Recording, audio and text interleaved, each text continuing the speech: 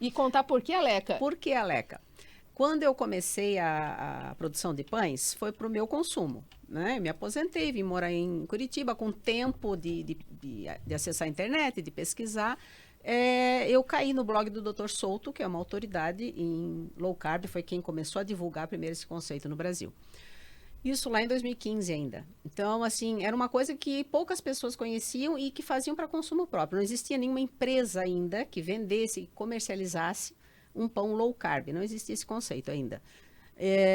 Então, a gente tem esse orgulho de ser, né? Nós somos a primeira empresa realmente formalizada que começou a produzir pães low carb. Mas antes disso, de no virar Brasil, no né? Brasil, lógico, no Brasil. Antes disso, eu comecei para consumo próprio. Passei essa ideia, porque quando você descobre uma coisa muito boa, que faz muito bem para a sua saúde, para o seu bem-estar, você quer compartilhar, né? Quer compartilhar com todo mundo. Tanto que uma das nossas missões é essa, né? Está lá no nosso site, como uma das missões é compartilhar com o maior número de pessoas possível os benefícios de uma alimentação saudável. Porque eu descobri isso, eu fiquei encantada. Eu digo, gente, eu já estava na menopausa, eu não emagrecia, estava só inchando e foi descobrindo... Então, não foi porque você tem intolerância, Não, por eu exemplo. não tenho nenhuma intolerância, nem à lactose, nem ao glúten, mas eu vi que retirando esses elementos, principalmente, eu comecei a emagrecer naturalmente, comendo muito bem, sem precisar fazer dieta. Como o Dr. Souto diz, a fome é inimiga da dieta, ninguém consegue fazer dieta passando fome, né? Só contando caloria é difícil. Então, foi só fazendo trocas inteligentes. E aí, eu comecei a fazer para mim o pão, e aí passei o conceito para minha irmã, mandei tudo que eu lia a respeito, todos os artigos científicos, eu devorava o blog do Dr. Souto. Eu mandava para ela, leia. Porque não adianta você falar, você tem que convencer a pessoa, estudar e entender por quê. Aí, ela também aderiu. E nós duas começamos a produzir pães para o nosso consumo. E aí as pessoas começaram a provar, amigos, um vizinho, narará. Aí uma dona de loja provou na casa de uma amiga e me procurou, eu quero botar na minha loja isso aí. Olha que interessante. Era um café aqui em Curitiba. Isso é muito interessante para quem está acompanhando e que de repente quer empreender, né? Olha como as histórias começam. Porque eu nunca fui atrás de vender, né? As pessoas começaram a vir.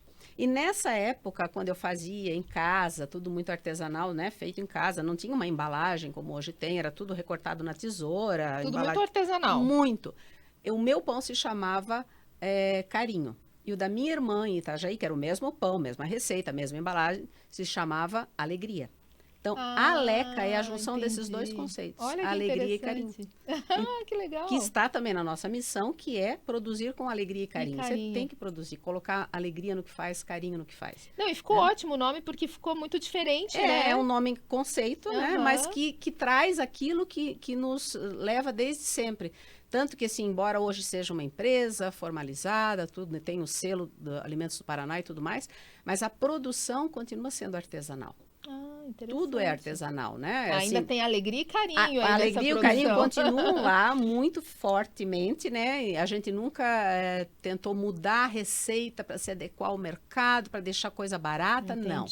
Ele é um pão com valor agregado bem alto, mas é porque ele tem muita qualidade. Perfeito. Né? Então, e assim, deliciosos, eu posso falar porque exatamente. Eu sou consumidora, né? Esses dias eu ouvi alguém falando, porque pão sem glúten é horrível. Não, não. Gente, não depende. É verdade. Verdade. Isso depende muito, né? De como ele é feito, com quais ingredientes ele é produzido. E você mesma continua na produção? Não, eu tenho funcionário. Agora você só degusta. Hoje eu estou aqui, participando do que delícia! Essa é a melhor parte do empreendedorismo de sucesso. Porque você começa na produção, mas se você quer escalar, se você quiser crescer, você tem que sair da produção. Verdade. Né?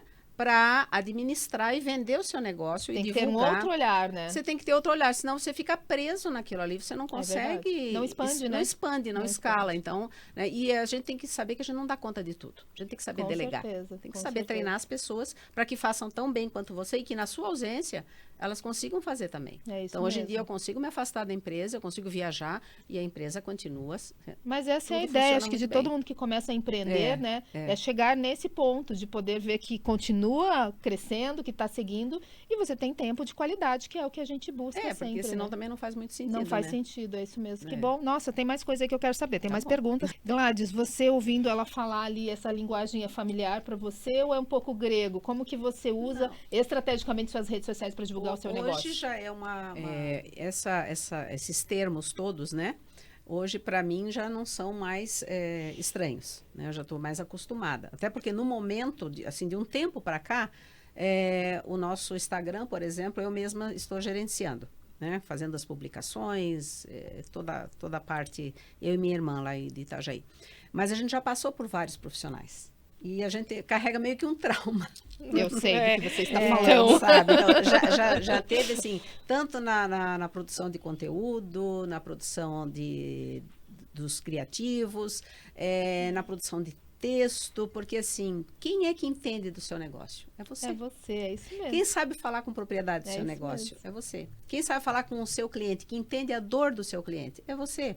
Então, por mais que você passe para outra pessoa, nem sempre essa pessoa tem a capacidade de absorver tudo isso. E aí, às vezes, vem aquele texto genérico, e nós já passamos por experiência de ter que, a cada texto que chegava para aprovar, a gente tinha que reescrever o texto. Aí, por que Aí eu tô tá... pagando para alguém fazer um negócio verdade. que, no fim, eu acabo fazendo. Não tem sentido. Não tem sentido. Não tem Então, a sentido. gente parou, deu um tempo, né?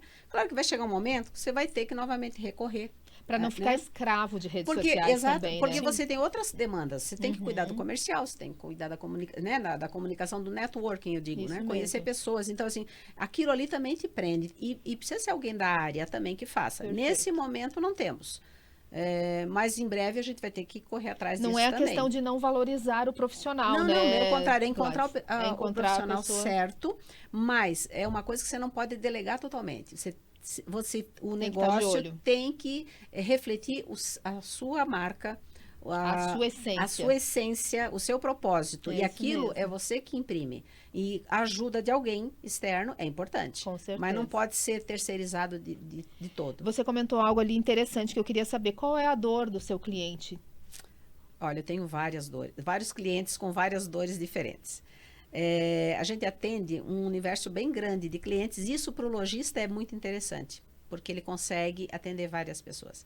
Eu digo que tem 2 tipos de clientes que chegam para nós. Aquele que vem pelo amor e aquele que vem pela dor. Porque descobriu que é intolerante, por exemplo. Exatamente. O que vem pelo amor é aquele que já se cuida da saúde preventivamente. Não necessariamente ele tem intolerância à lactose, ao glúten, como eu. Não Como tenho, eu. Né? A gente se cuida Isso. porque a gente quer envelhecer bem, porque a gente sabe dos malefícios do açúcar, de uma dieta muito rica em carboidrato, que nos inflama, que nos incha. Então, a gente retira, né? Ou pelo menos diminui bastante, e já faz uma alimentação preventiva. Aí procura pães de baixo carboidrato, né? No meu caso, os pães, e segue toda uma dieta nesse estilo.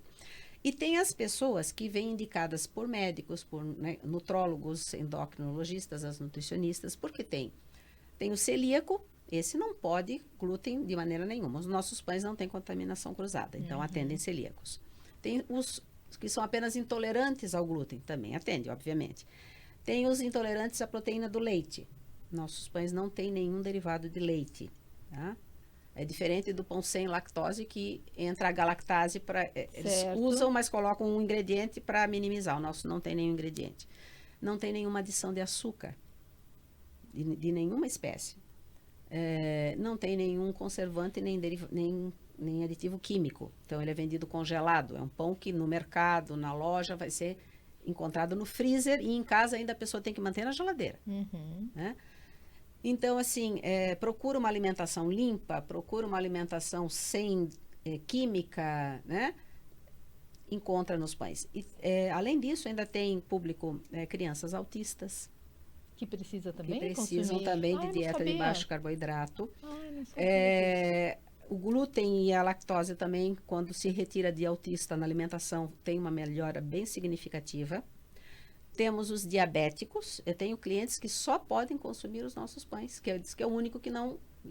É o único que eles já provaram, obviamente, que provavelmente os teus também são assim, porque segue o mesmo conceito, mas não eleva a glicemia, não tem nenhuma alteração. Interessante. Então, assim, o universo de clientes que a gente atende é muito grande. Nem sabia disso, dessa questão dos autistas também não sabia. E tem muitas pessoas, às vezes, que a gente ouve falar assim, agora virou moda comer sem glúten, comer sem lactose, né? Mas não é moda, é uma questão de consciência, eu acredito, não é. E né? assim, o trigo que nós consumimos hoje é muito diferente do trigo que se consumia antigamente, Exato. que os nossos pais, os nossos avós tinham. Hoje em dia, o leite também, né? Eles estão tão cheios de aditivos, né? Que eles já se modificaram. Né? Então, transgênicos e tal. Então, assim, nós também não temos derivado de soja, por exemplo, por causa dos transgênicos. Então, é diferente daquilo que se consumia antigamente. Com certeza, com Então, certeza. a pessoa não precisa ser celíaca. Ele acaba trazendo alguma inflamação também. Não, e só o testemunho que a Cris trouxe para nós aqui, né, de ter emagrecido 30 quilos, né, você falou?